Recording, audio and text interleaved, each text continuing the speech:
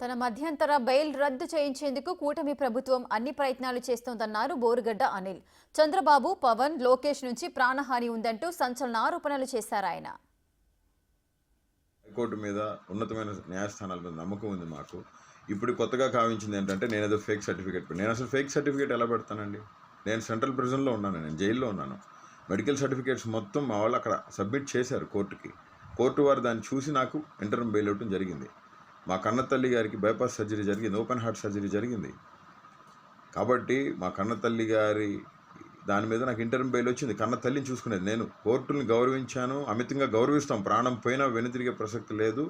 కోర్టులకే, court మాటలకే, court న్యాయమూర్తుల మాటలకే కట్టుబడి ఉంటాం. బాబాసాహెబ్ అంబేద్కర్ వారసుడిగా, దళితుడిగా, నేను ఒక లా చేసిన స్టూడెంట్గా నేను మీకు అందరికీ విన్నవించుకుంటుంది ఒకటే, నన్ను ఇబ్బంది పెట్టి నాకు బెయిల్స్ రాకుండా నన్ను పర్మనెంట్గా జైల్లో ఉంచాలని చెప్పి కూటమి ప్రభుత్వం, నారా లోకేష్ గారు, పవన్ కళ్యాణ్ గారు, చంద్రబాబు నాయుడు గారు చేస్తూ ఉన్నారు.